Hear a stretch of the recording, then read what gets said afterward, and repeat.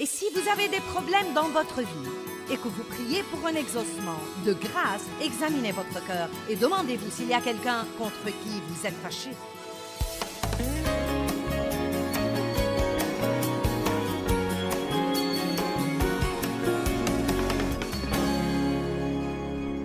Vous savez, la miséricorde ne veut pas dire ne jamais affronter. Jésus a affronté.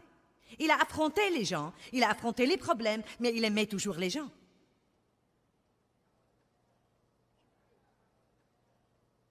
Vous devez apprendre à ne pas vous attendre à ce que tout le monde dans votre vie soit parfait. Car vous savez quoi?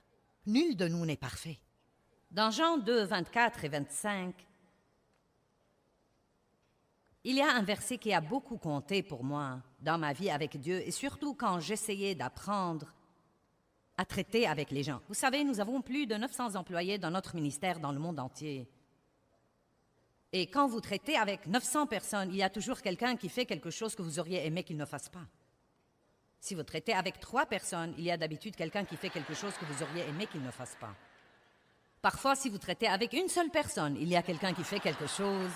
Combien d'entre vous reconnaissent que bien s'entendre avec les gens et rester en paix, et rester dans l'amour, et ne pas se mettre en colère, est quelque chose sur lequel vous devez travailler? Nous sommes tous d'accord là-dessus. Donc, nous avons tous besoin de ce message. Mais Jésus lui-même, verset 24, ne se fiait pas à eux. Il parle de ses disciples parce qu'il connaissait tous les hommes. Il ne dit pas qu'il ne leur faisait pas confiance, il dit qu'il ne se fiait pas à eux. Et je comprends de ça que Jésus ne leur ouvrait pas grand son cœur pour dire « Vous êtes mes meilleurs copains et nous allons nous fréquenter et je peux tout vous dire et vous faire confiance et vous n'allez jamais me blesser et vous n'allez jamais me décevoir. Vous êtes mes amis parfaits que j'ai cherchés toute ma vie. » Il n'a pas fait ça. Pourquoi? Parce qu'il connaissait tous les hommes. Verset 25. Et il n'avait pas besoin que quelqu'un rendît témoignage au sujet de l'homme, il n'avait besoin du témoignage de personne au sujet des hommes, car lui-même savait ce qui était dans la nature humaine. J'aime ça. Vous savez, je crois que si vous pouvez commencer un nouveau travail et vous dire vous-même avant d'y aller, ce travail ne va pas être parfait, mon patron ne va pas être parfait, je ne vais pas travailler avec des gens parfaits, et je ne suis pas parfait. Donc, je crois que je vais y aller tous les jours et avoir une attitude miséricordieuse. Vous voyez, vous devez décider et rester décidé. C'est si encourageant pour nous de ne pas avoir des attentes erronées, parce que quand vous avez de fausses attentes, vous vous piégez vous-même dans toutes sortes de douleurs et d'angoisses. Eh bien, tu es la dernière personne au monde que j'aurais jamais cru qu'elle me blesserait. Eh bien, vous aviez une fausse attente. Car si vous fréquentez quelqu'un assez longtemps, vous allez trouver quelque chose chez lui que vous n'aimerez pas. On peut supporter n'importe quoi pour une courte période de temps. Mais quand vous avez ça jour après jour, après jour, après jour, après jour, après jour, après jour, je crois que c'est pourquoi Pierre a dit « Seigneur, combien de fois ?» Et c'est mon opinion personnelle, mais je crois que Pierre avait un problème avec Jean. Car je connais la personnalité de Pierre. Je n'écris pas un nouveau chapitre dans la Bible, mais écoutez, je connais la personnalité de Pierre. Et je sais que quand Jean disait « Je suis le disciple que Jésus aime », je peux vous dire tout de suite que ça agaçait Pierre. Et je peux même voir quand Jean s'est penché vers la poitrine de Jésus au dîner et a dit « Je suis celui qu'il aime ». Je parie que Pierre voulait le tabasser. Maintenant, c'est mon opinion, mais ses disciples ont été ensemble pendant 3 ans, jour et nuit. Ils avaient sûrement des problèmes entre eux. Plus vous fréquentez quelqu'un, plus vous verrez ses défauts. C'est pourquoi vous devez commencer à prier et à travailler avec le Saint-Esprit pour acquérir une attitude de miséricorde à l'égard des incapacités des autres. Les disciples étaient un gâchis. Et Jésus leur pardonnait constamment. Ils se sont disputés au sujet de qui était le plus grand. Ils se sont endormis quand Jésus avait besoin qu'il prie 1 heure avec lui. Pierre a renié Jésus 3 fois.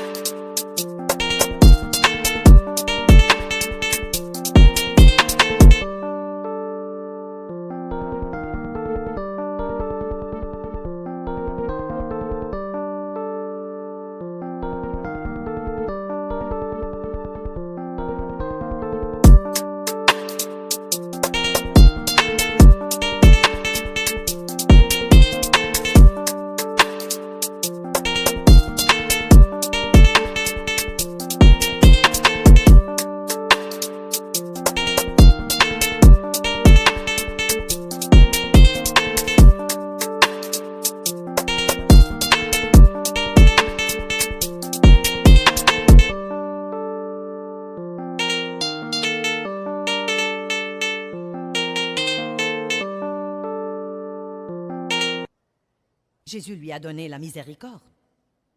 Le matin de la résurrection, il a dit « Allez dire à mes disciples et à Pierre ». Pierre était le seul qui l'a mentionné par son nom. « Allez dire à mes disciples », oh oui, et dites à Pierre aussi. Je ne suis pas fâchée contre lui, il est toujours dans le groupe. Mais qu'il m'ait renié 3 fois. Vous savez pourquoi? Vous savez pourquoi Jésus n'était pas fâché contre ses disciples? Parce que la miséricorde comprend le pourquoi derrière le quoi. Le légalisme ne regarde que ce que font les gens, mais Dieu regarde au-delà de ce que nous faisons, à pourquoi nous le faisons. Et c'est pourquoi il peut être si patient et indulgent avec nous et travailler à notre guérison. Dieu a supporté beaucoup de trucs de moi pendant longtemps parce qu'il savait comment on m'a élevé et il savait comment on m'a traité. Et il le savait que j'avais un bon cœur à son égard, mais que j'avais un problème avec des forteresses dans ma chair parce que j'ai été maltraitée. Jésus a compris que les disciples avaient peur. Pierre avait peur. Il avait peur des hommes. Il avait peur.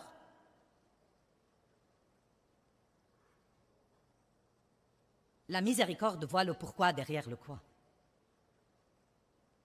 Jésus confronté, et pourtant il est miséricordieux. Car une des pires choses que vous puissiez faire, c'est d'avoir un cœur plein de non-pardon. Cela gâche votre vie de prière, cela gâche votre communion avec Dieu, cela gâche votre onction, cela ouvre la porte au diable dans votre vie, cela vous rend malade physiquement. Et si vous avez des problèmes dans votre vie et que vous priez pour un exaucement, de grâce, examinez votre cœur et demandez-vous s'il y a quelqu'un contre qui vous êtes fâché. La Bible dit, si tu présentes ton offrande à l'autel et que ton frère a quelque chose contre toi, laisse là ton offrande devant l'autel avant d'essayer de l'offrir à Dieu et va d'abord et fais la paix avec ton frère. Puis viens présenter ton offrande. Je ne crois pas que nous devons adorer Dieu avec de la colère dans notre cœur. Ce n'est pas une vraie adoration. Et je me souviens que je me tenais au premier rang quand Dave et moi étions à l'église où nous allions et où notre ministère a commencé. Mais je n'avais vraiment pas encore un ministère. Je donnais des études de la Bible à la maison. Non, mais nous nous disputions en allant à l'église. Si le diable peut déclencher quelque chose dans votre vie, ce sera quand vous voulez aller écouter la parole, parce qu'il veut que vous soyez dans le désarroi pour que vous ne compreniez rien. Et vous asseoir là et porter votre masque d'église et sourire « Alléluia, le Seigneur soit loué », pendant qu'à l'intérieur, je n'avais aucune idée à l'époque de ce que je faisais, mais je le comprends maintenant. Je me souviens que je me tenais debout à côté de Dave à l'église avec mon grand sourire de « Le Seigneur soit loué ». Je regardais les paroles sur le rétroprojecteur, je déclamais ces paroles et je chantais les cantiques les mains en l'air. Et je pensais, s'il croit que je vais lui cuisiner quoi que ce soit pour manger aujourd'hui, il se trompe lourdement. En ce qui me concerne, il peut mourir de faim. Il va rentrer à la maison et regarder un autre match de foot et je vais faire tout le travail et nettoyer la maison. Et j'en ai ras-le-bol de la façon dont on me traite par ici.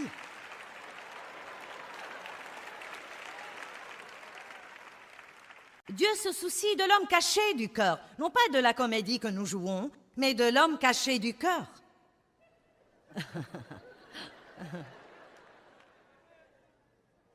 Seigneur Jésus, aide-nous. Arrêtez de craindre que quelqu'un ne profite de vous et commencez à obéir à Dieu. Laissez-le vous rendre justice. Laissez-le s'occuper de vos ennemis. Dieu nous rend justice, mais si nous essayons de nous occuper de nous-mêmes, il ne pourra pas s'occuper de nous. Êtes-vous fâché contre votre patron ou contre cette personne au bureau qui a eu la promotion que vous croyez que vous méritiez? Êtes-vous toujours fâché contre vos parents et maintenant ils ont 80 ans et vous ne les appelez toujours pas parce qu'ils ne vous ont pas traité comme il faut quand vous grandissiez? Ne m'obligez pas à sortir là.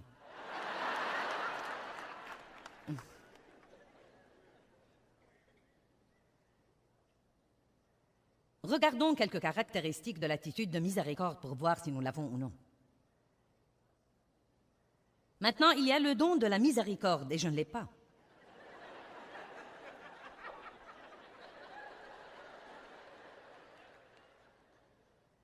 J'ai cependant le don de la correction.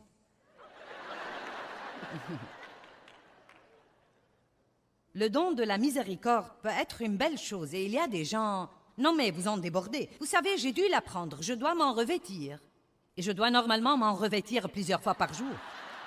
Et je veux que vous sachiez que ce n'est pas parce que vous n'êtes pas particulièrement doué sur ce plan que cela vous dispense de la responsabilité d'apprendre à développer et de travailler avec le Saint-Esprit pour acquérir une attitude miséricordieuse. Nous devons nous revêtir de Christ, nous revêtir de la nature de Christ. Et ce n'est pas parce que vous avez été blessé dans votre enfance et parce que vous craignez que les gens ne vous maltraitent. Cela ne peut pas devenir une excuse pour ne pas acquérir ces belles attitudes que Christ veut que nous acquérions. Une personne miséricordieuse ne dénonce pas les fautes des autres sans une bonne raison. Vous savez quoi? Les mauvaises nouvelles se répandent dans le corps de Christ comme une traînée de poudre. Nous n'avons même pas besoin des médias. Non mais si un pasteur dans un petit village perdu fait quelque chose, non mais tout le monde l'apprend en moins d'une semaine. Mais les bonnes nouvelles ne se répandent pas aussi vite. Et c'est une méchante, mauvaise chose que Dieu méprise. Tout d'abord, nous ne devons même pas croire une mauvaise histoire que quand nous l'entendons de la bouche de 2 ou 3 témoins dignes de confiance. Et deuxièmement, nous ne connaissons pas toute l'histoire. Et troisièmement, la Bible dit que l'amour ne soupçonne point le mal. Je sais certainement qu'il y a eu de grands mensonges racontés sur mon compte qui n'étaient absolument pas vrais. Et j'ai apprécié les amis et les partenaires de notre ministère qui ont dit « Je ne les crois pas. Je ne les crois pas. » Pourquoi sommes-nous si prompts à croire la mauvaise chose et si désireux de la raconter à quelqu'un d'autre? C'est une méchante chose qui est dans la chair et nous ne devons pas marcher selon la chair. Nous devons marcher selon l'esprit et faire toujours ce que Dieu veut que nous fassions. Amen. Donc, 1 Pierre 4:8 dit « L'amour couvre ». J'aime ça. Proverbe 10:12 dit « La haine provoque les querelles, mais l'amour couvre toutes les transgressions. » Vous savez, Joseph a fait une belle chose, elle révèle son caractère. Quand il allait finalement parler avec ses frères et leur révéler qui il était, il y avait plusieurs autres personnes dans la pièce quand ils sont venus à lui pour acheter des vivres. Et vous devez remarquer ça, il a fait sortir tous les autres de la pièce avant d'aborder ce sujet avec ses frères. Vous savez pourquoi? Il voulait que personne ne pense du mal d'eux. C'est une belle attitude. Bien, maintenant, je veux que nous allions à Genèse 9, à partir du verset 18. Et je prie que, comme nous partageons ces quelques versets, que ça mettra un peu de la crainte de Dieu en nous. Car je crois vraiment que nous devons avoir plus de la crainte révérentielle de Dieu. Je crois que c'est une des choses qui nous amène à faire ce qu'il faut, bien que nous n'en ayons pas envie. Et croyez-moi, je crois que c'est une des choses qui manque dans la vie de beaucoup de chrétiens. Nous sommes devenus presque trop familiers avec Dieu. Vous ne devez jamais craindre Dieu d'une mauvaise façon, mais vous devez savoir que Dieu est Dieu et qu'il ne plaisante pas. Et s'il dit qu'il vous bénira, il vous bénira. Mais s'il dit que vous ne devriez pas faire quelque chose, vous feriez mieux de ne pas le faire. Car si vous le faites, il va y avoir un résultat. Tout ce qui est écrit ici est écrit pour l'édification. Ce n'est pas un petit livre de belles histoires que quelqu'un a décidé de rédiger. Ces choses sont pour notre instruction et notre édification. Apprenons quelque chose ici. Genèse 9, 18. Et les fils de Noé qui sortirent de l'arche étaient Sem et Cham et Japheth. Cham fut le père de Canaan, né plus tard. Ce furent les 3 fils de Noé. C'est à partir d'eux que toute la terre fut peuplée.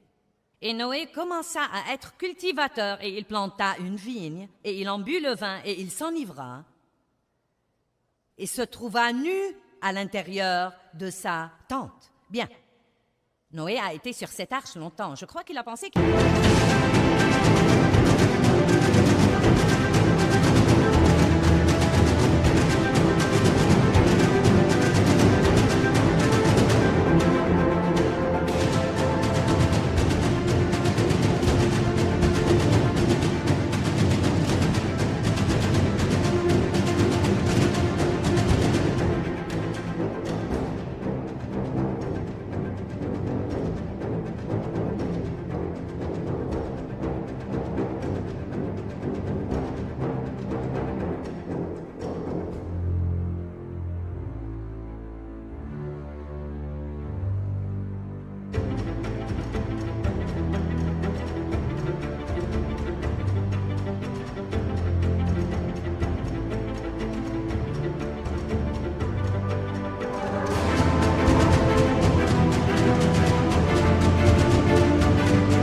est temps de faire la fête. Il a cultivé une vigne, il en a fait du vin, il a bu plus qu'il ne devait, il paraît qu'il a été vraiment ivre parce qu'il a ôté ses vêtements et s'est trouvé nu.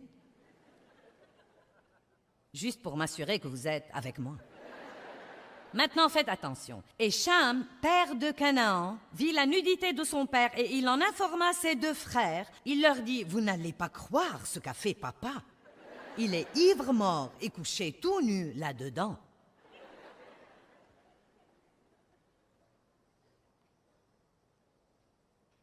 Et Sem et Japheth prirent un manteau, c'est si beau, le placèrent sur leurs épaules à tous 2 et, marchant à reculons dans la tente, à reculons pour ne pas voir la nudité de leur père et lui faire honte et se faire honte, et ils ont couvert sa nudité. C'est une autre façon de dire qu'ils ont couvert sa faute. Écoutez maintenant. Et Noé se réveilla de son vin et sut ce qui lui avait fait son plus jeune fils. Il s'exclama, « Maudit soit Canaan, qu'il soit le dernier des serviteurs de ses frères. » Mais il a dit aussi, « Béni soit le Seigneur, le Dieu de Sem, et béni par le Seigneur mon Dieu soit Sem, et que Canaan en soit le serviteur. Que Dieu étende les possessions de Japheth et qu'il demeure dans les tentes de Sem, et que Canaan en soit le serviteur. » Y a-t-il plus clair que ça? Oui, je sais que c'est l'Ancien Testament, mais vous savez, l'Ancien Testament ne disparaît pas dans le Nouveau. Ce qui arrive, je crois que les gens s'embrouillent à propos de la grâce. La grâce n'est pas une excuse pour mener une vie relâchée, immorale et s'en tirer comme ça.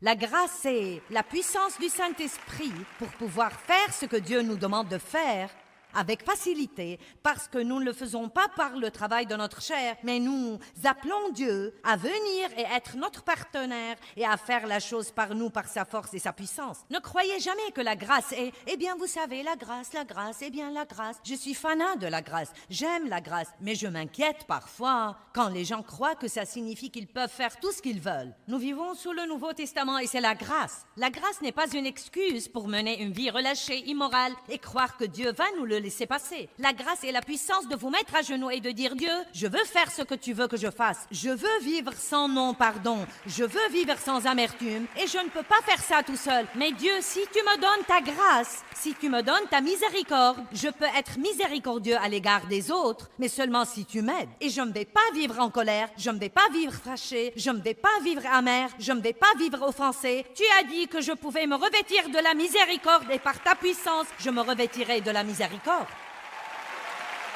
Amen.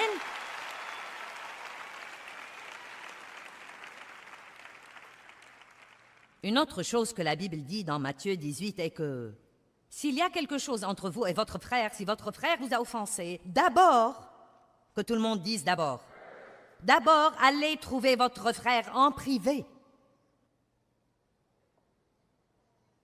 Il ne dit jamais que si quelqu'un vous offense, allez demander à 14 personnes ce qu'elles en pensent. D'abord, allez trouver votre frère en privé et essayez d'arranger les choses entre vous 2. Et s'il ne vous écoute pas, prenez 2 ou 3 personnes. S'il refuse toujours, dites-le à l'église. Il y a un ordre pour les choses. La Bible ne dit jamais de laisser passer aux gens toutes sortes de mauvais comportements. Ce n'est pas ça le vrai pardon. Maintenant, laissez-moi clôturer ce message ce soir avec Galates 6:1 et ensuite je vais prier pour vous.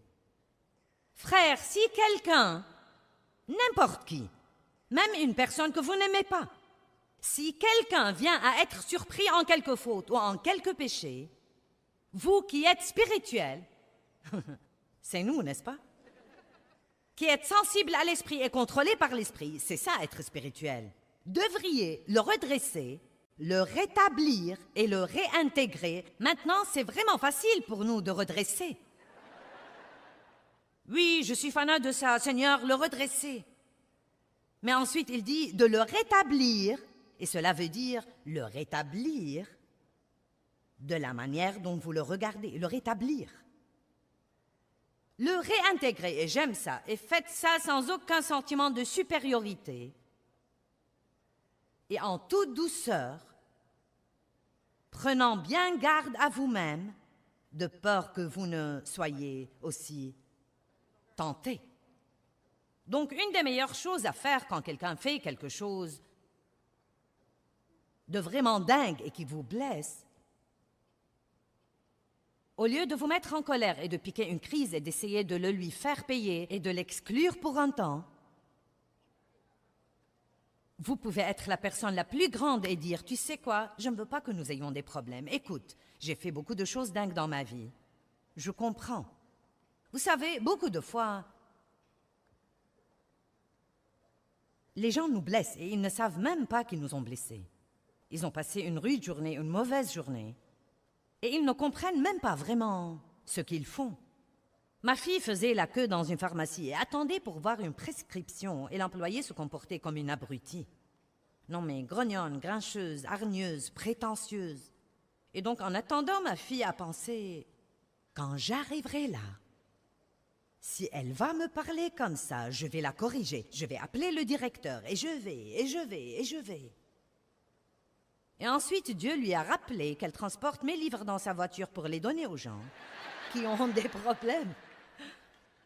Et Dieu lui a dit, sors de la queue, renonce à ta place dans la queue, va à ta voiture, cherche-lui un livre et occupe-toi de la situation d'une façon différente.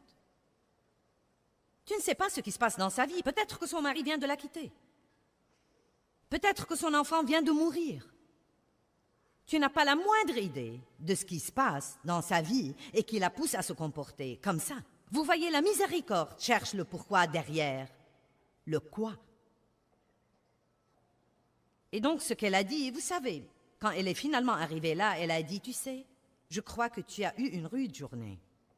Et elle a dit, je veux que tu saches que Dieu t'aime. Et ma mère a écrit ce livre et je voudrais te le donner car je crois qu'il pourra t'encourager. Je crois qu'il y a une meilleure façon dont nous pouvons nous y prendre avec nos conflits, n'est-ce pas? N'est-ce pas? Eh bien, ça ne sera pas drôle, mais je vais le faire. Combien d'entre vous...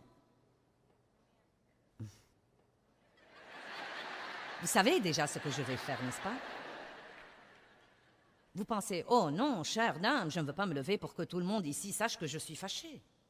La Bible dit, confessez vos fautes les uns aux autres afin que vous soyez guéris et rétablis à un ton spirituel de la pensée et du cœur.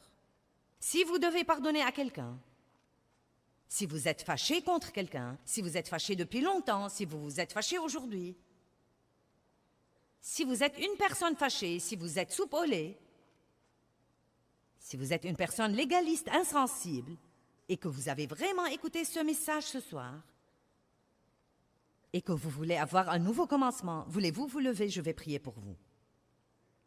Merci. Merci, Jésus. Maintenant, juste pour que vous le sachiez, ce sera la même chose où que je sois. Et il y a quelque chose que je voudrais que vous fassiez, non pas pour être indiscret, mais je veux que vous regardiez autour de vous pour voir combien de personnes sont debout. Et je vais vous dire pourquoi je veux que vous fassiez ça. C'est pourquoi nous n'avons aucune puissance dans l'Église.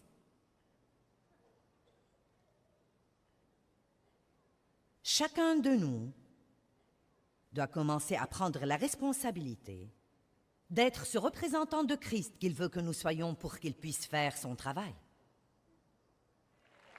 Amen. Chacun de nous. Père, je prie au nom de Jésus que chacun ici ait un nouveau commencement.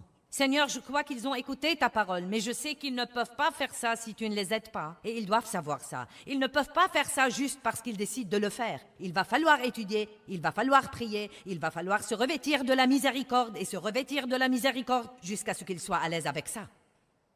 Je réprimande Satan au nom de Jésus. Je réprimande le démon des dissensions.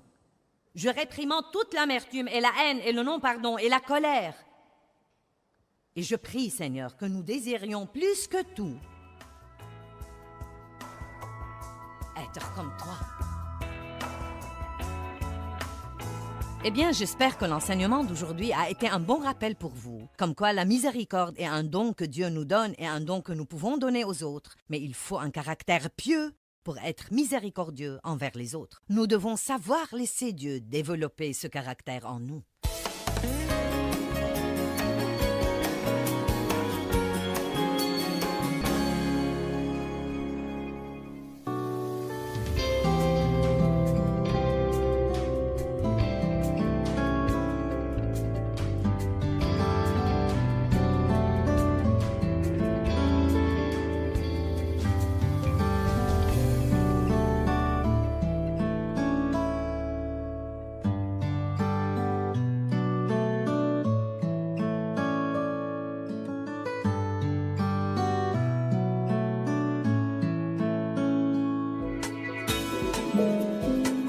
Est-ce que vous sentez que votre vie est déséquilibrée et que vous avez besoin de paix?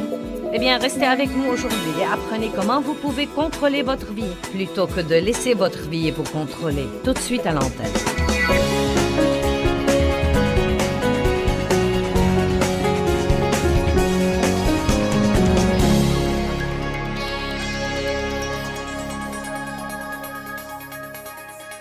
Quand Jésus vient vivre en nous, il vient vivre dans notre esprit.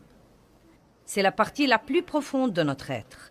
Vous êtes un esprit, je suis un esprit, nous avons une âme. Nous vivons dans un corps. Vous voyez mon corps. Vous ne pouvez pas voir mon âme de vos yeux physiques, mais vous pouvez voir ce qui sort de mon âme, ou vous pouvez sentir ce qui sort de mon âme. Parce que votre âme est votre pensée, votre volonté et vos émotions. Elle vous dit ce que vous pensez, voulez et ressentez, mais elle ne vous dit rien sur Dieu. Si vous voulez savoir ce que dit Dieu, vous devez aller plus profondément. Vous devez apprendre à marcher dans l'esprit et à être mené par l'esprit, et non pas être mené par votre chair ou être mené par le diable. Le Saint-Esprit mène et guide. Le diable essaye de nous pousser, la chair essaye de nous pousser, elle essaye de nous forcer, de nous manipuler. Mais le Saint-Esprit est doux et il nous mène et nous guide. Il y a donc plusieurs domaines où nous devons avoir des frontières. Et quand nous aurons ces frontières, nous jouirons bien davantage de notre vie. Combien d'entre vous aimeraient jouir de leur vie plus qu'ils n'en jouissent en ce moment? Bon. Eh bien, la première chose dont nous allons parler et en finir, car je sais que vous ne voulez pas en parler, c'est le comportement alimentaire. Vous ne croyez pas que c'est gentil que j'ai décidé d'en finir depuis le début? Nous devons assumer la responsabilité de nos vies et la responsabilité de nos appétits et arrêter de laisser la fourchette nous mener à la baguette. C'est très navrant, quand il y a un morceau de tarte sur une table, que vous laissiez ce morceau de tarte vous dicter vos actions. Amen? Quelqu'un m'a offert un jour un paquet de cacahuètes enrobées de chocolat car il a su que je les aimais. S'il vous plaît, ne m'en envoyez plus. Donc quelqu'un me les a offerts et je les ai aimés. Et la première erreur que j'ai faite était de les prendre et de les cacher dans une partie du réfrigérateur, dans le beurrier précisément. C'était dans la porte du frigo et ce n'était pas transparent. On ne voyait pas ce qu'il y avait dedans. C'était mes cacahuètes enrobées de chocolat. J'avais décidé de bénir ma chair de l'une d'elles tous les soirs après le dîner. Mais vous savez, la chair est plutôt folle. Et elle n'est jamais satisfaite de ce que vous lui donnez. Pas pour longtemps. Vous lui donnez une, elle en veut deux. Vous lui donnez deux, elle en veut trois. Donc pendant, je ne sais pas, quelques jours, une cacahuète me suffisait. Et peu de temps après, ma chair m'a dit « j'en veux deux ». Puis elle m'a dit « trois ». Puis elle est arrivée au point où j'achetais des cacahuètes enrobées de chocolat et je les cachais dans le frigo. Et ça empirait et je me rappelle de soirées où je me levais de la table tellement repue que je pouvais à peine bouger et ma chair me disait « je veux ma cacahuète ». Combien d'entre vous comprennent que je laissais ces cacahuètes me mener à la baguette et que ce n'est pas la vie que Dieu veut pour nous et que ce n'est pas la liberté? Parce qu'il y avait une partie de moi qui me forçait à faire quelque chose qu'une autre partie de moi ne voulait pas. Je pouvais prier là-dessus autant que je voulais, mais j'ai dû prendre la décision de prendre le contrôle de mon âme. 1 Corinthiens 6, 12. Toutes choses me sont permises, admissibles et légitimes, mais toutes choses ne sont pas bonnes et utiles. Toutes choses ne sont pas opportunes et profitables tout compte fait. Toutes choses me sont légitimes, mais je ne me laisserai asservir par rien ou être sous son emprise. Donc voici plutôt ce que dit Paul. Il dit « Je peux essentiellement faire tout ce que je veux ». La parole de Dieu n'est pas une prison pour moi. L'Esprit de Dieu ne m'emprisonne absolument pas. C'est une frontière pour ma vie, et une frontière qui dit « Si tu fais ce que je te dis de faire, tu t'épargneras des ennuis ». Mais Paul dit « Je peux faire tout ce que je veux faire ». Cependant, certaines des choses que je pourrais faire ne sont peut-être pas la meilleure chose pour moi. Donc il dit « Vous savez, je peux sortir d'ici si je veux. Je peux trébucher sur tous les rochers, je peux tomber dans tous les pièges que je veux. Mais à quoi bon vivre comme ça quand Dieu nous montre une meilleure voie, Qui sait en ce moment, sans que j'ouvre ma bouche pour dire un mot de plus, que s'il fait systématiquement ce que ce livre lui dit de faire, sa vie sera dans une condition bien meilleure qu'elle ne l'est en ce moment. Vous voyez, il y a une chose intéressante à laquelle j'ai commencé à beaucoup penser. Nous vivons dans une époque explosive de connaissances. Non, mais tout ce que nous voulons savoir, nous pouvons lancer une recherche Google et la voir.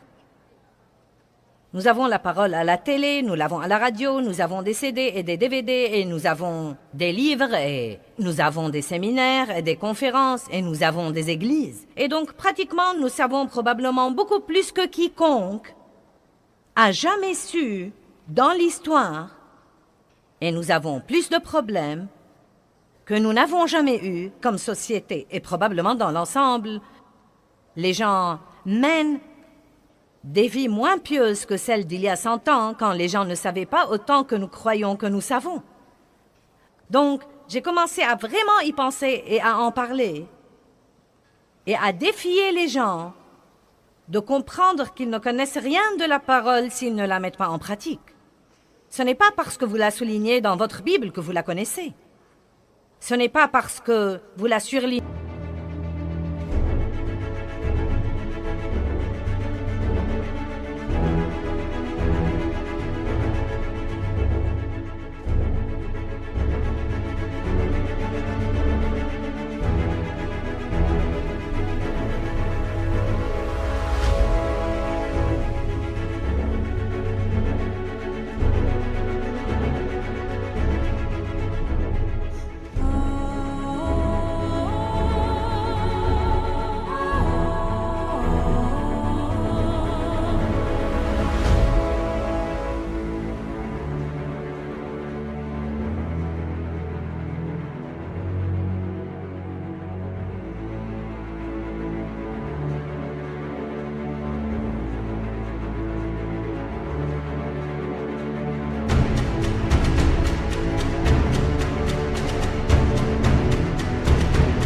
En jaune que vous la connaissez.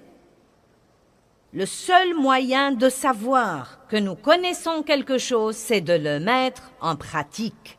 Et donc, si nous apprenons la parole de Dieu et que nous la mettons en pratique, nous vivrons à ce moment-là à l'intérieur de ce lieu sûr et nos vies seront très merveilleuses.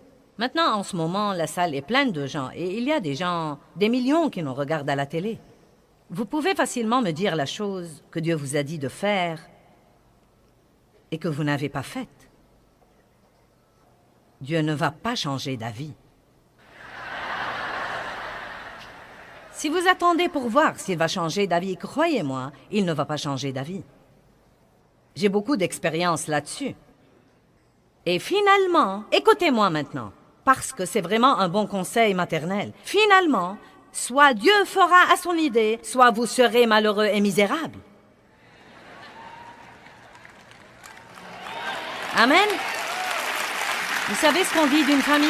Si maman n'est pas contente, personne n'est content. Eh bien, disons-le comme ça. Si Dieu n'est pas content, aucun chrétien n'est content. Parce que Dieu vit au-dedans de nous. Et si nous voulons avoir la joie dans notre vie, nous devons faire tout ce qu'il nous dit de faire. Et j'espère pousser certains d'entre vous à dire ce soir, vous savez quoi, je ferai aussi bien d'en finir avec ça, et de le faire à la façon de Dieu, et d'aller de l'avant, et d'arrêter de lutter, parce que je suis malheureux. Maîtrisez votre âme, et contrôlez-la. Donc Paul dit, je peux faire tout ce que je veux, mais toutes choses ne sont pas bonnes pour moi. Savez-vous qu'il y a beaucoup de choses que vous pouvez faire et vous en tirer et toujours aller au ciel? C'est vrai. Manger de la malbouffe tout le temps ne vous empêchera pas d'aller au ciel. Déclarer votre faillite ne vous empêchera pas d'aller au ciel. Gaspiller votre temps ne vous empêchera pas d'aller au ciel. Mais voici ce que ça va faire. Ça vous rendra malheureux et vous ne serez pas un très bon témoin pour les autres. Et nous devons comprendre que Jésus est mort pour que nous ayons une vie formidable Et nous devons faire tout pour coopérer avec le plan de Dieu et avoir la vie qu'il est mort pour nous donner. Maintenant, Paul fonce. Les aliments sont pour le ventre, et le ventre pour les aliments, et Dieu mettra fin à la fonction des deux et les anéantira. Mais le corps n'est pas pour l'immoralité sexuelle, mais il est pour le Seigneur, et le Seigneur est pour le corps, pour le sauver, le sanctifier et le ressusciter. Ce qu'il y a d'intéressant, c'est que Paul dit « Je peux faire tout ce que je veux, mais toutes les choses ne sont pas bonnes pour moi. Il faut donc que je me maîtrise. » Les deux choses qu'il mentionne sont notre appétit pour la nourriture et les appétits sexuels qui causent tant de problèmes pour tant de personnes aujourd'hui dans notre société. Maintenant, vous devez vous occuper de vous-même et vous devez vous occuper de vous-même puissamment et fermement. Vous devez prier contre la tentation. Jésus a dit aux disciples dans le jardin, « Priez afin que vous ne tombiez pas dans la tentation. » Mais ils se sont endormis. C'étaient des chrétiens somnolents qui n'étaient pas agressifs et ne venaient pas contre les choses. Il y a des choses vraiment importantes et intéressantes dans la Bible, même sur l'appétit. Vous serez content quand j'aurai fini de l'appétit. Je n'en ai pas pour longtemps. Proverbe 23, 2 dit, « Mets un couteau à ta gorge si tu es gourmand. »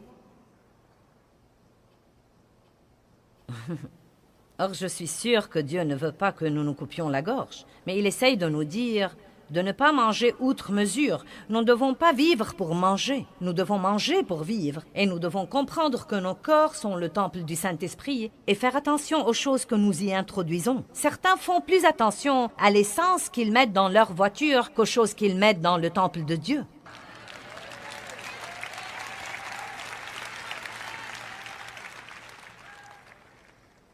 Ensuite, Matthieu 5, 29 dit « Si ta main entraîne ta chute, coupe-la. Si ton œil entraîne ta chute, arrache-le. » Là encore, il ne nous demande pas de couper notre main et d'arracher notre œil et de couper notre gorge.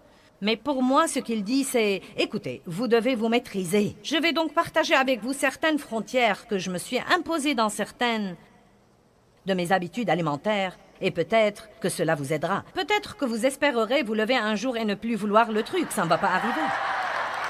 Peut-être que vous espérez vous lever un jour et ne pas avoir faim. Eh bien, ça ne va pas arriver non plus. Vous devez donc prendre des décisions si vous voulez vous sentir mieux. Combien d'entre vous voudraient se sentir bien quand ils vieilliraient? Ça dépend en grande partie de la manière dont vous vous occupez de vous-même en ce moment. Vous pouvez boire du soda toute la journée et du café toute la journée.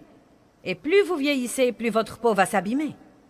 Mais si vous buvez beaucoup d'eau propre et fraîche, vous serez absolument stupéfié de la beauté de votre peau. Pas seulement maintenant. Vous serez stupéfié de votre énergie. Et je n'essaye pas ce soir de vous donner une leçon de santé. J'ai plein d'autres choses dont je veux vous parler. Mais l'eau constitue 70% de votre corps. Et si vous n'en buvez pas assez, il n'y a pas une cellule ou un organe dans votre corps qui fonctionnera de la façon dont il est censé fonctionner.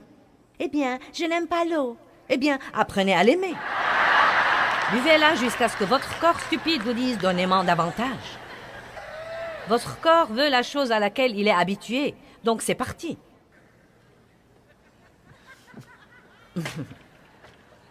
Je me suis imposé des barrières et des frontières parce que je veux me sentir bien. Je ne veux pas me sentir fatigué tout le temps. Je ne veux pas me sentir mal tout le temps. Je veux continuer à faire ce que je fais jusqu'au jour où Jésus va me prendre chez lui. Et je sais que pour faire ça, je devrais m'occuper de moi-même. Donc, je bois du café. Mais ma frontière est que je bois 2 tasses par jour. Nous n'allons pas parler de la grandeur des tasses, mais... Hey, nous faisons des progrès. Maintenant, de temps en temps, écoutez-moi, de temps en temps, parce que je ne veux pas que mes frontières deviennent une prison, donc de temps en temps, si je bois mes 2 cafés tôt dans la journée, et que peut-être nous sortons dîner un dîner agréable, et que je veux une 3e tasse de café, je sors de la porte de ma barrière, et je prends cette 3e tasse de café. Mais le jour d'après, je reviens à ma frontière. Vous voyez, ce n'est pas ce que vous faites de temps en temps dans votre alimentation qui va ruiner votre santé. C'est vivre sans frontières tout le temps. Je vais vous donner ce soir une responsabilité. Si vous ne voulez aucune frontière, vous feriez aussi bien de partir maintenant. Parce qu'il y a beaucoup de trucs à propos desquels nous prions et nous attendons que Dieu les fasse à notre place. Mais la vérité, c'est qu'il nous donnera la force de les faire. Mais il nous faudra combattre le bon combat de la foi, tenir ferme, mettre quelques frontières dans notre vie et laisser notre chair piquer sa crise jusqu'à ce que nous la maîtrisions de nouveau. Mes cacahuètes m'ont manqué quand j'ai d'abord arrêté de les manger. La vérité est que maintenant, je ne pense aux cacahuètes enrobées de chocolat que quand je raconte cette histoire. Et franchement, je pourrais avoir tout un paquet de cacahuètes enrobées de chocolat dans ma chambre. Car beaucoup de fois, soit on m'envoie des douceurs, soit l'hôtel nous donne des douceurs. Et je ne suis même pas tentée de les manger. Mais il y avait un jour où ça a été plus fort que moi. Et croyez-moi, votre chair n'exigera que ce qu'elle a l'habitude d'avoir. Comprenez bien ça. Vous dites, je suis adonné au sucre. Eh bien, vous ne le serez pas si vous l'enlevez de votre corps. Votre chair va piquer une crise. Mais vous vous y habituerez. Et vous serez très content. Eh bien, et les desserts alors? Eh bien, j'ai une frontière de 2 desserts par semaine. Je prends 2 desserts par semaine. Et j'en jouis quand je les prends. Non, mais je les attends avec impatience. Et j'en parle. J'ai déjà un gâteau jaune avec un glaçage au chocolat qui m'attend en rentrant à la maison. Et j'en jouirai.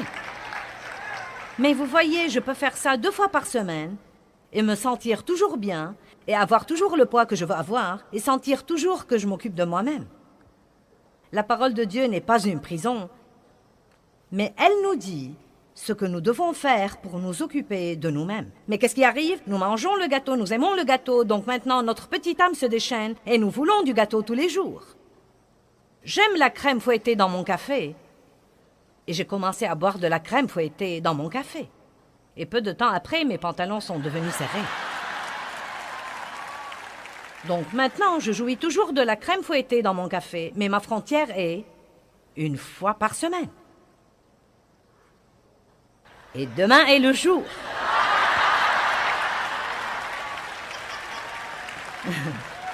Et vous savez quoi? Une des choses que j'ai apprises, vous devez être intelligent. Vous voyez, quand je fais ces conférences, je travaille vraiment dur. Et quand je finis, demain matin, je vous aurai donné tout ce que j'ai. Et ensuite, je dois rentrer à la maison et reprendre des forces pour pouvoir faire une autre conférence le week-end suivant ou le week-end d'après. Et j'aime beaucoup ça. C'est ce que je suis appelée à faire, mais j'ai appris que quand je finis et que je suis fatiguée, je dois faire quelque chose pour moi-même. Parce que sinon, je vais commencer à dire « Je ne fais que travailler. » Donc, vous savez quoi? Cette crème fouettée dans mon café demain va revigorer ma chair. Et ce petit peu de gâteau va revigorer ma chair. Mais je reviendrai ensuite tout droit à ma frontière, car je ne veux pas avoir une âme déchaînée. Allez, est-ce que quelqu'un est avec moi ce soir? Je ne vis pas dans une prison où tout ce que je fais tout le temps, c'est de me priver. Mais je refuse à mon âme le droit de me dominer et de me mener à la baguette tout le temps. Et je crois vraiment que nous sommes tellement excessifs. Soit nous ne faisons rien, soit nous faisons tout. Si je goûte à un biscuit, j'en mangerai une douzaine. Non, ce n'est pas vrai. Vous n'êtes pas censé vivre comme ça. J'aime beaucoup les pâtes et je pourrais en manger tous les jours. Mais j'essaye de me limiter à 1 fois par semaine. J'essaye de boire 3 litres d'eau par jour, mais je commence à sentir que je vais me noyer. Je ne sais pas, c'est beaucoup trop. Mais on me dit que parce que je voyage beaucoup et que je parle beaucoup, je dois boire alors au moins 3,5 litres d'eau par jour. Quand je voyage et que j'ai beaucoup de décalage horaire, je dois parfois prendre des somnifères pour pouvoir dormir la nuit. Mais vous savez quoi? Je n'en prends pas plus de 2 nuits de suite parce que je ne veux absolument pas m'y adonner. Maintenant, peut-être que certains d'entre vous doivent prendre des somnifères tout le temps. Ce n'est pas une session pour vous donner mauvaise conscience. Mais j'essaie juste de vous faire remarquer que nous ne devons pas former des dépendances et que si nous nous imposons des limites, notre âme ne pourra pas nous dominer ou nous contrôler. Maintenant, là encore, ce n'est pas une session de critique. Certains d'entre vous sont peut-être obligés de faire quelque chose pour différentes raisons. J'utilise ceci comme un exemple, car c'est une des choses pour lesquelles j'ai mis une frontière. Et je veux que vous commenciez à vous demander, eh bien, quel genre de frontière personnelle est-ce que j'ai? Est-ce que je mets toujours une frontière, puis je l'enlève quand elle devient inconfortable?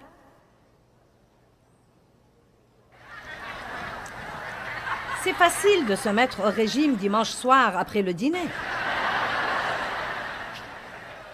C'est facile de noter tout ce que vous n'allez pas manger la semaine prochaine jusqu'à avoir faim.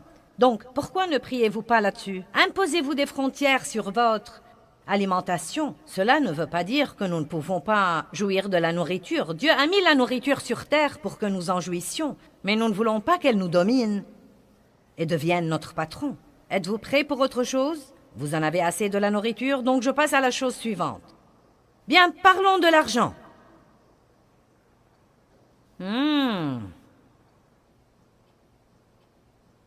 Il y a un autocollant qui dit « Je ne peux pas être à découvert, il me reste encore des chèques. » Et malheureusement, c'est le style de vie de beaucoup de gens. C'est à peu près tout ce qu'ils savent sur leurs finances. Il y a des gens qui font des chèques tant qu'ils en ont. Ils ne savent pas si leurs chèques sont sans provision. Il y a des statistiques sur les dettes, et je ne vais pas les lire toutes. J'ai une série là-dessus si vous avez des problèmes financiers et que vous voulez vraiment arranger les choses. Et je sais que c'est très populaire, vous savez, de prier pour un miracle d'annulation des dettes. Vous savez, il y a même des gens qui font des séminaires et voyagent ça et là et imposent les mains sur vous pour l'annulation des dettes. Ils disent que si vous donnez à leur ministère, Dieu annulera vos dettes. Je vais vous dire comment vous acquitter de vos dettes. L'opposé de la façon dont vous vous êtes endetté. Amen. Vous avez trop dépensé et vous vous êtes endetté. Maintenant, il faut que vous dépensiez moins pour vous acquitter de vos dettes. Amen. Vous savez, nous menons si souvent des vies désordonnées et nous attendons que Dieu vienne nous délivrer. Mais la vérité, c'est que nous n'apprenons rien s'il fait ça. Or, Dieu est un Dieu qui fait des miracles. Et je ne dis pas qu'il ne fera pas un miracle pour vous acquitter de vos dettes, mais je veux vous dire ceci. Et je le crois de tout mon cœur. Si nous faisons ce que nous pouvons faire, Dieu fera ce que nous ne pouvons pas faire. Mais si nous ne faisons pas ce que nous pouvons faire, donc Dieu ne fera pas ce que nous ne pouvons pas faire. La graine que nous semons, c'est de faire la partie que nous pouvons faire. Et donc, si vous êtes endetté, vous devez demander à Dieu de vous montrer la façon dont vous gaspillez l'argent et les endroits où vous dépensez votre argent. Si vous ne pouvez pas contrôler les cartes de crédit, vous devez arracher cet œil-là, couper cette main-là. C'est exactement ce dont parle ce verset dans Matthieu. Si votre carte de crédit entraîne votre chute, coupez-la. Si vous... si vous ne pouvez pas vous débrouiller, si vous allez au magasin et qu'il y a un tas de trucs en solde dont vous n'avez pas besoin, mais vous ne résistez pas à la pancarte 75% de remise parce que vous avez une âme déchaînée, peut-être que certains pensent, je croyais que nous assisterons à une réunion religieuse. C'est précisément le genre de truc dont nous devons parler à l'Église. C'est pourquoi les vies des gens sont un tel gâchis, et c'est pourquoi ils ne sont pas heureux. Et Dieu parle de ce genre de truc. La Bible dit, celui qui emprunte est l'esclave de celui qui prête, et que l'avidité vole la vie des personnes avides. Nous devons arrêter de vouloir tout ce qu'il y a dans le monde, et de le vouloir parce que quelqu'un d'autre l'a, et vouloir encore, et encore, et encore, et être prêt à faire n'importe quoi pour l'avoir. Je me demande combien de gens, même ici ce soir, se tuent pratiquement dans des travaux supplémentaires et des heures supplémentaires et ont beaucoup de pression dans leur vie et peut-être prennent des...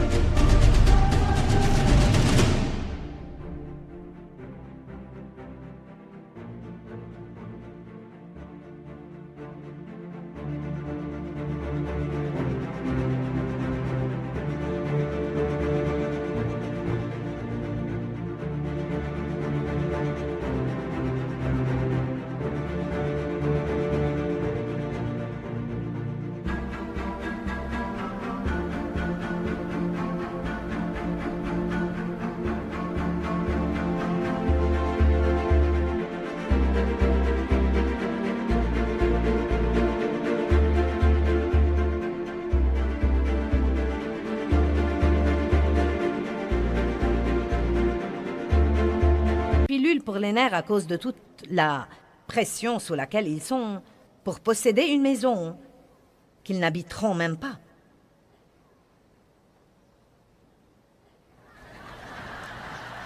Sauf peut-être pour dormir, s'ils arrivent à dormir. Je me demande combien de gens prennent 3 emplois pour envoyer leurs enfants à l'université alors qu'ils ne prennent même pas la peine de leur parler. Allez! Je ne dis pas de ne pas les envoyer à l'université, mais un temps avec vous serait plus important que de prendre 3 emplois pour leur donner ce que tous leurs amis ont et finir par ne pas même les connaître. Hébreux 12, verset 11. Or, aucune discipline pour le présent ne semble être un sujet de joie, mais de tristesse, mais plus tard elle produit le fruit paisible de la justice à ceux qui sont exercés par elle. Donc, la moindre discipline, que ce soit boire 2 tasses de café par jour alors que vous en voulez 10, ou prendre la crème fouettée 1 fois par semaine alors que vous aimeriez la prendre tous les jours, aucune discipline n'est drôle en ce moment, ne semble être un sujet de joie. Mais mes chers, plus tard. Mais plus tard. Amen.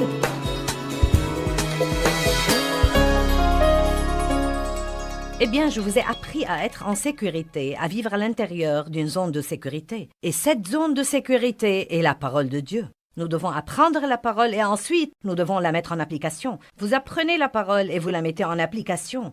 La connaissance mentale à elle seule ne vous sert à rien. Vous devez la mettre en application. Mais je peux vous assurer que Dieu vous réserve une vie merveilleuse, mais il veut que vous coopérez avec lui pour la voir se réaliser. Dieu a un rôle et vous avez un rôle. Il vous aidera toujours à jouer votre rôle, mais il ne le jouera pas à votre place.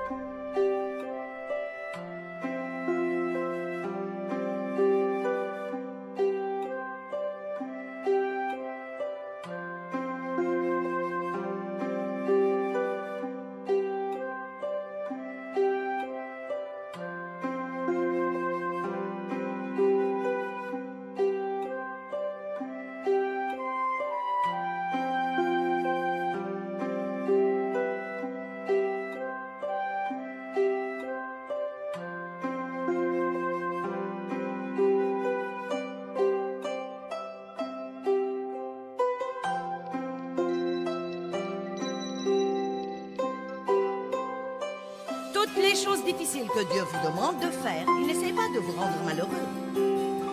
Il essaye de vous mettre dans un endroit où il peut faire dans votre vie plus que vous ne pourriez jamais même imaginer.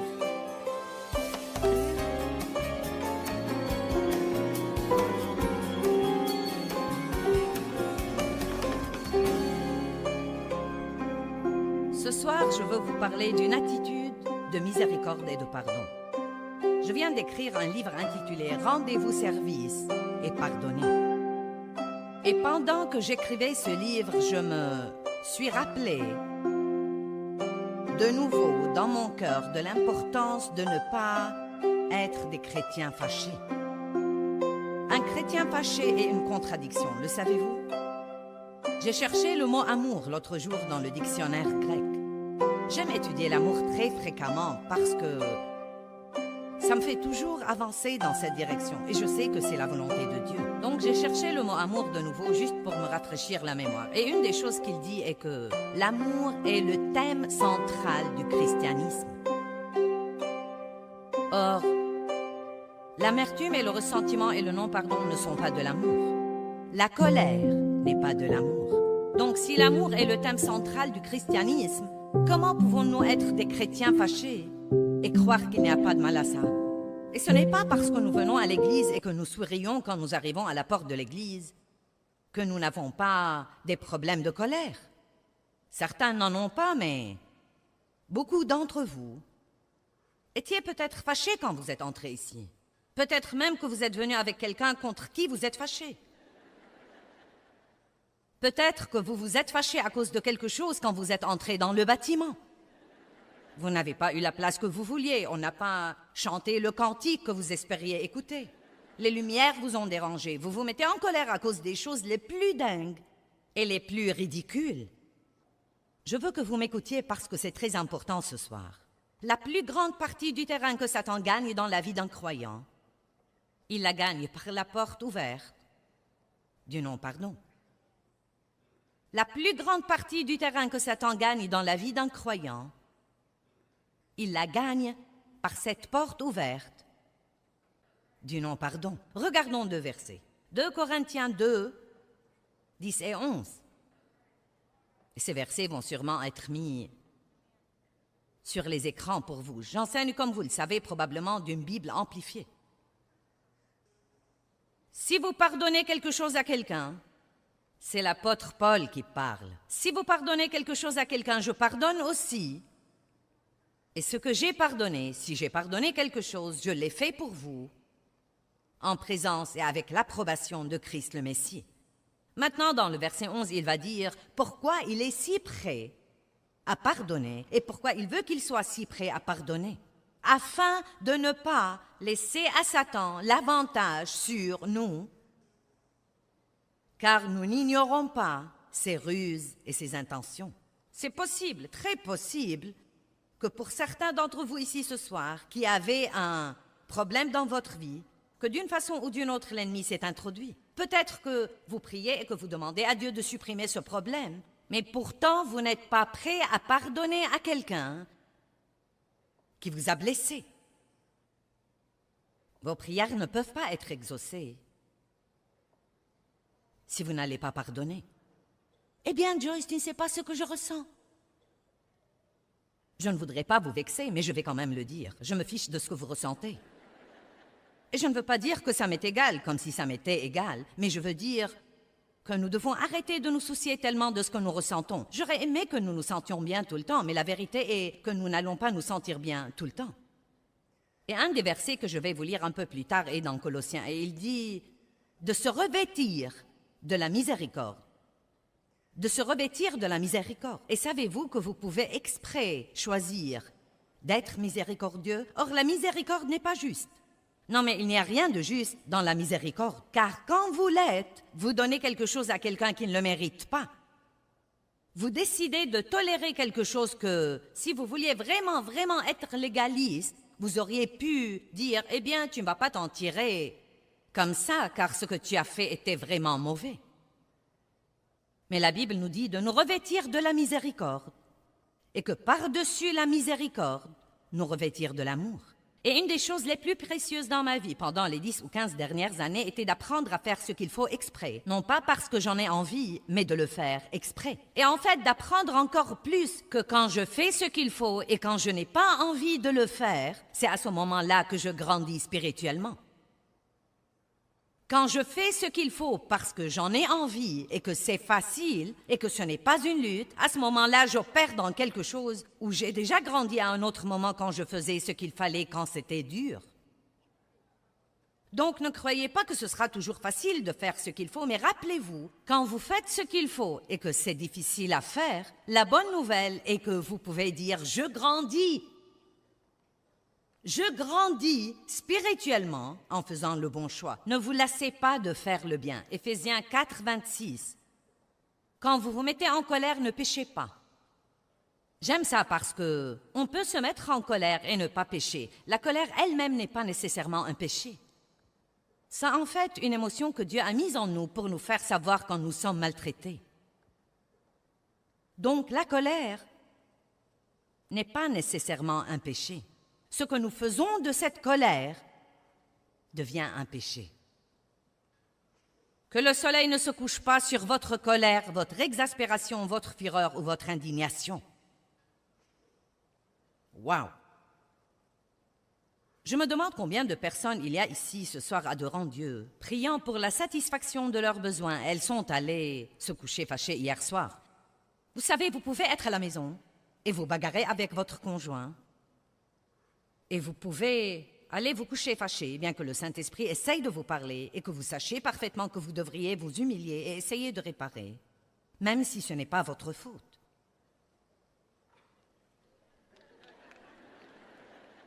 Car l'important, c'est ça, n'est-ce pas? Eh bien, ce n'est pas ma faute et il doit venir à moi. Quand Dieu nous dit de pardonner aux autres, il n'essaye pas de trouver quelque chose que nous avons du mal à faire pour qu'il puisse rester là à nous voir suer. Toutes les choses, écoutez ça, si vous n'êtes venu que pour ceci ce soir, cela vaut la peine d'être venu ici. Toutes les choses que Dieu vous demande de faire sont des choses que, si vous les faites, vous profiteront à long terme. Toutes les choses difficiles que Dieu vous demande de faire en ce moment, s'il y a quelque chose qu'il vous demande d'abandonner ou quelque chose qu'il vous demande de faire et que vous ne voulez pas faire, il vous demande de rester quelque part que vous aimeriez quitter ou de rester avec une personne que vous aimeriez quitter. Toutes les choses difficiles que Dieu vous demande de faire, il n'essaie pas de vous rendre malheureux. Il essaye de vous mettre dans un endroit où il peut faire dans votre vie plus que vous ne pourriez jamais même imaginer. Et vraiment, je prie que Dieu utilise ma bouche ce soir pour vous faire comprendre que vous devez surmonter tous ces sentiments de colère et ces sentiments d'amertume et ces sentiments de ne pas vouloir parler à quelqu'un qui vous a blessé. Et vous devez faire la chose la plus grande et la faire à la façon de Dieu. Car si vous pouvez supprimer tous les conflits et l'amertume et le ressentiment et la colère de votre vie, et si vous pouvez les exclure de votre vie, vous serez absolument stupéfiés de ce que Dieu sera capable de faire pour vous. Je me demande combien de personnes prient pour ce miracle, mais elles ne sont pas prêtes à abandonner cette chose. Vous seriez choqués, vraiment, d'apprendre combien de personnes assises ici ce soir, de merveilleuses personnes de Lakewood, les gens qui viennent de cette région, vous chantez les cantiques et vous avez l'autocollant. Vous portez vos bijoux chrétiens. Vous avez apporté votre Bible et peut-être votre Bible à 26 traductions. Je ne sais pas. Vous achèterez les CD et pourtant, vous êtes fâché contre quelqu'un. Vous ne croyez pas que quelqu'un devrait être fâché contre quelqu'un d'autre, mais dans votre cas, c'est justifié. Car après tout, nous ne comprenons vraiment pas ce qui vous est arrivé. Vous savez, quand Jésus a été crucifié, il a dit « Père, pardonne-leur, car ils ne savent pas ce qu'ils font. » Quand Étienne a été lapidé, il a dit « Père, pardonne-leur, car ils ne savent ce qu'ils font. » Et si vous pouvez arriver au point de comprendre ce que je veux partager avec vous, je crois que cela peut vous changer la vie. Quelque chose que Dieu a chuchoté dans mon cœur l'année passée et j'étais comme « Wow! » Il a dit « Joyce, quand quelqu'un te blesse, tu devrais te soucier davantage de ce qu'il se fait que de ce qu'il te fait. » Car vous voyez, Dieu n'apprécie pas que les gens blessent ses enfants. Nous avons des mamans et des papas ici. Que faites-vous quand quelqu'un blesse un de vos enfants? Non mais je deviens comme « Oh! » Vous pouvez faire n'importe quoi, mais blesser un de mes enfants, j'aurais du mal à être chrétienne ce jour-là. Amen. Et Dieu n'aime vraiment pas que les gens soient injustes et désobligeants avec ses enfants et qu'ils les jugent et les critiquent et leur fassent des choses impies. Et je crois vraiment que nous devons apprendre. C'est pourquoi la Bible dit de prier pour vos ennemis. Nous devons prier pour nos ennemis, car ce qu'ils nous ont fait ne peut rien nous faire si nous ne lui permettons pas. Ce sont eux qui ont besoin d'aide. Que le soleil ne se couche plus sur votre colère. Maintenant, vous allez dire, eh bien, je ne peux rien changer à ce que je ressens. Nous ne parlons pas de ce que vous ressentez. Nous parlons de la décision que vous prenez. Vous savez, j'ai découvert que si je me fâche contre Dave, je peux entrer dans la pièce et lui parler si j'ai envie de le faire ou non. Et quand vous êtes fâché contre quelqu'un, ce que vous voulez faire, c'est l'exclure de votre vie. Les murs s'élèvent. Je sors par la porte d'entrée et j'entre par derrière plutôt que d'être obligé de traverser la pièce où il est. Allez, est-ce que vous êtes avec moi ce soir? Mais j'ai découvert que je peux choisir d'entrer dans cette pièce et de lui dire « Le match de foot te plaît? Aimerais-tu boire quelque chose? Je t'aime, je vais aller me coucher. Rapidement. »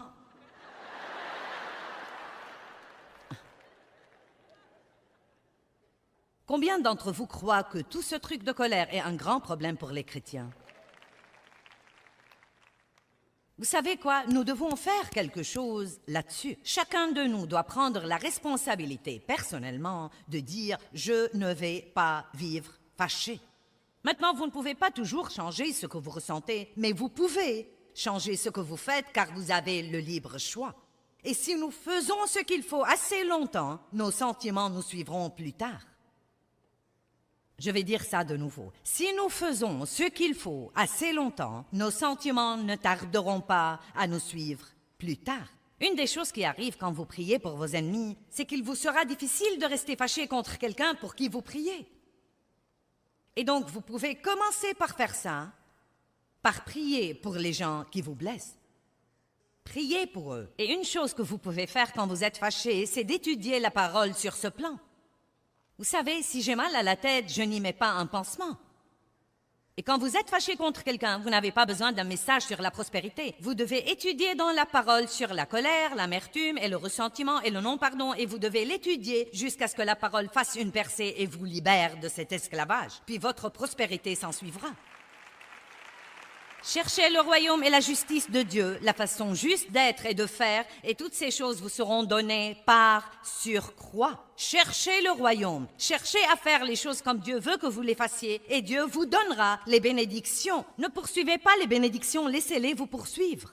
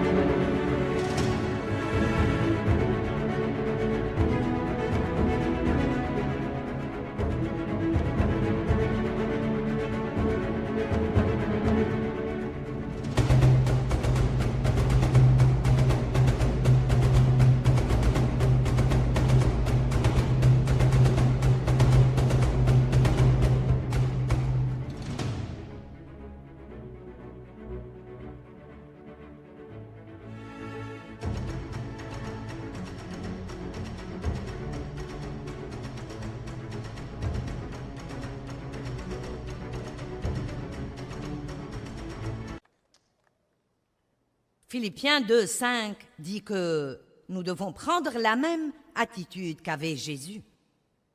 Puis il parle de la manière dont il s'est humilié lui-même. Vous savez, l'humilité, je crois, est probablement l'attitude la plus belle que nous puissions travailler pour acquérir, probablement une des plus difficiles. Mais la vraie humilité est probablement une des plus belles attitudes et qualités que Jésus veut nous enseigner. Et je crois que c'est impossible d'être miséricordieux sans l'humilité. Il y a peu de temps, j'étais très en colère comme je ne l'ai pas été depuis longtemps. J'ai été choquée par toute la colère que j'avais. C'était contre un parent, pas Dave, Dieu merci. Ça fait si longtemps que Dave et moi sommes mariés que nous ne prenons même plus la peine de nous mettre en colère. 44 ans, janvier dernier, c'est comme, pourquoi se quereller?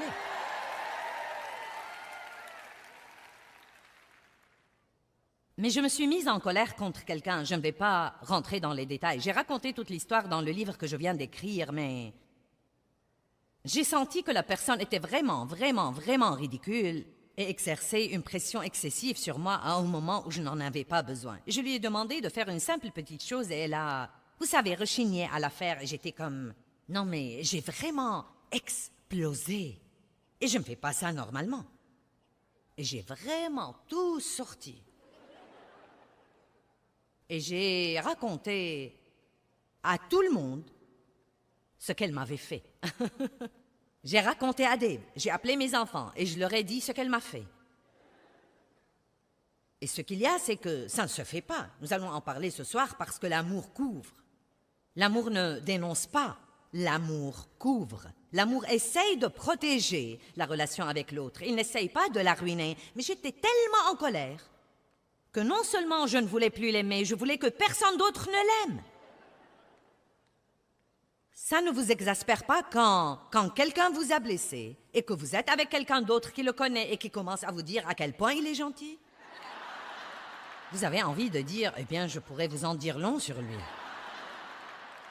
Donc, de toute façon, non mais j'étais ferme et je sentais que ma colère était justifiée.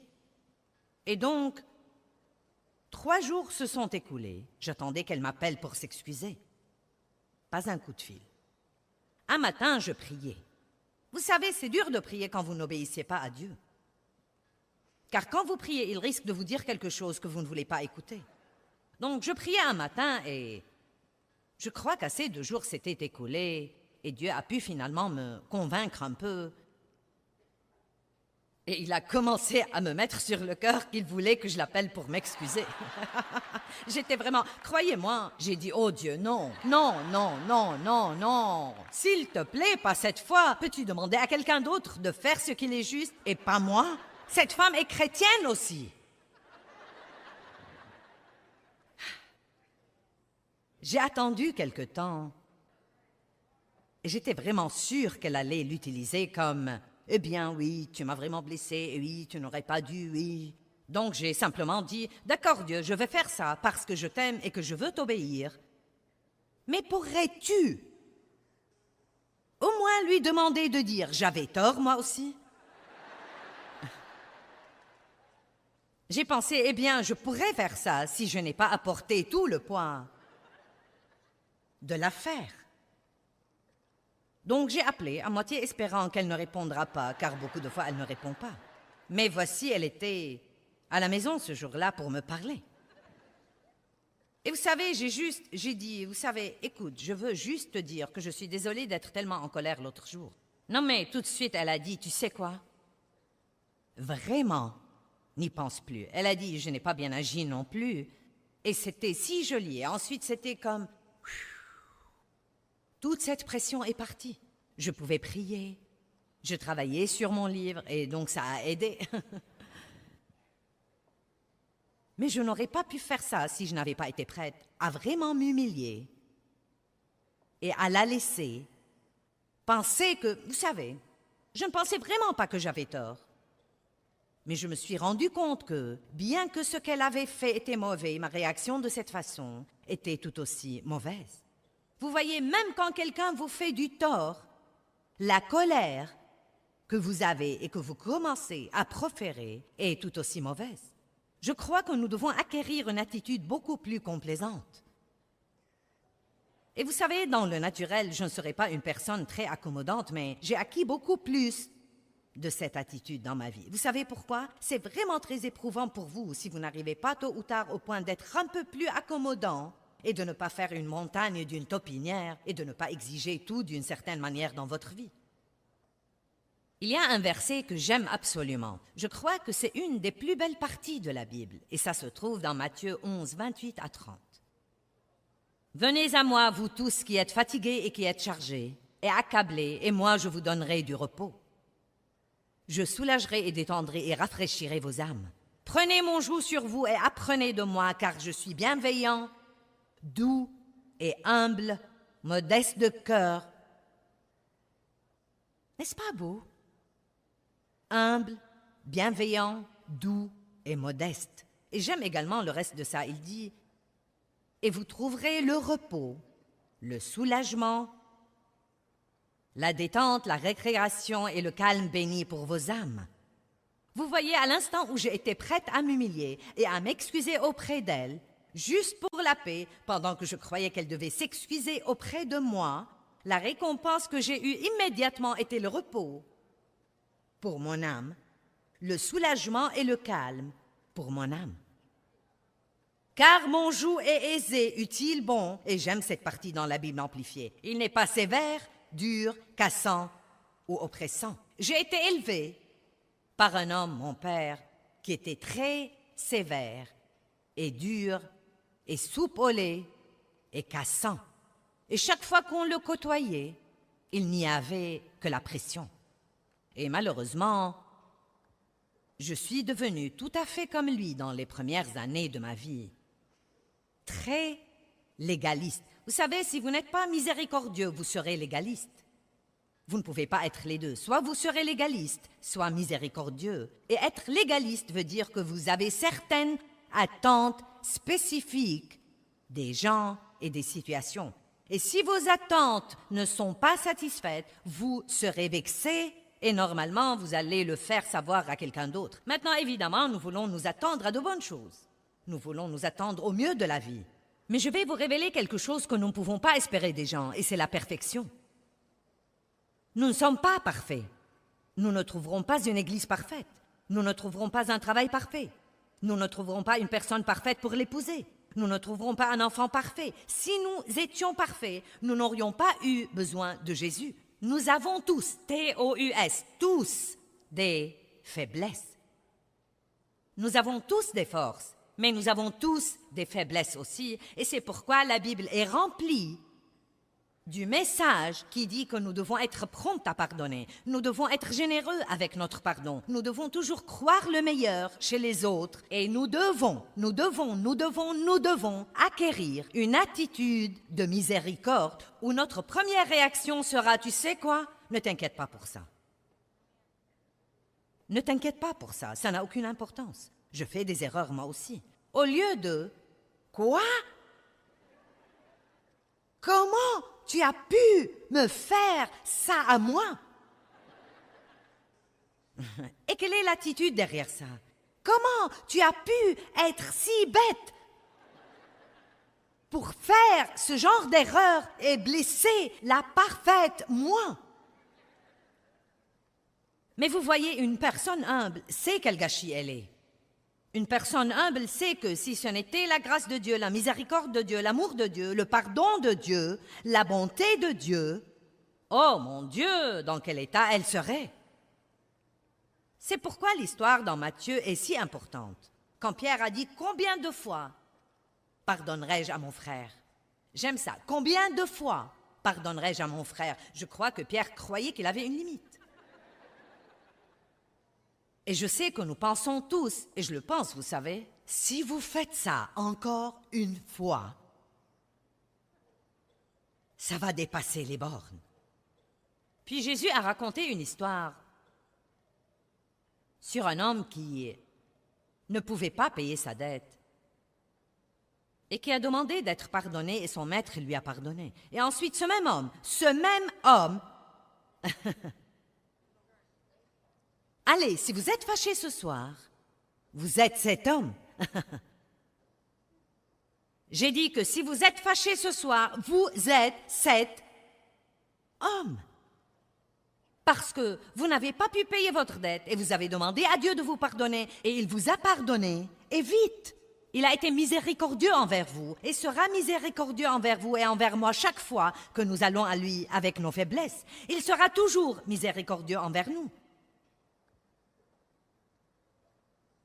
Comment donc pouvons-nous refuser de pardonner aux gens qui nous ont blessés?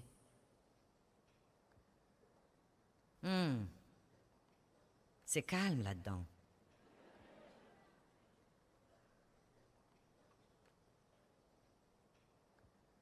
Quelles sont vraiment vos attentes des gens? Dave et moi avions tant de problèmes pendant tant d'années, jusqu'à ce que nous nous soyons finalement acceptés comme nous étions. Et nous nous sommes, en fait, réunis dans la cuisine. Et nous nous sommes serrés la main et nous nous sommes regardés et j'ai dit, je t'accepte comme tu es. Et il a dit, et je t'accepte comme tu es. Cela ne veut pas dire que nous n'avions pas tous les deux besoin de changement, mais seul Dieu peut changer les gens. Vous n'allez pas changer quelqu'un en étant fâché de lui parce qu'il est ce qu'il est, parce qu'il peut changer pour essayer de vous faire plaisir, mais si Dieu ne fait pas un travail dans son cœur, quel que soit ce qu'il faisait avant, et vous lui avez demandé d'arrêter, ça va surgir autre part. Peut-être d'une façon différente, mais ça va surgir autre part. C'est pourquoi c'est tellement mieux de prier pour les gens. Et oui, vous pouvez parler aux gens. Vous savez, la miséricorde ne veut pas dire ne jamais affronter. Jésus a affronté. Il a affronté les gens, il a affronté les problèmes, mais il aimait toujours les gens.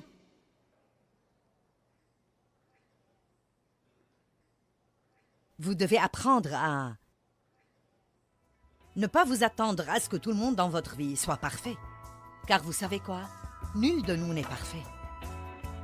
Eh bien, j'espère que l'enseignement d'aujourd'hui a été un bon rappel pour vous. Comme quoi, la miséricorde est un don que Dieu nous donne et un don que nous pouvons donner aux autres. Mais il faut un caractère pieux pour être miséricordieux envers les autres. Nous devons savoir laisser Dieu développer ce caractère en nous.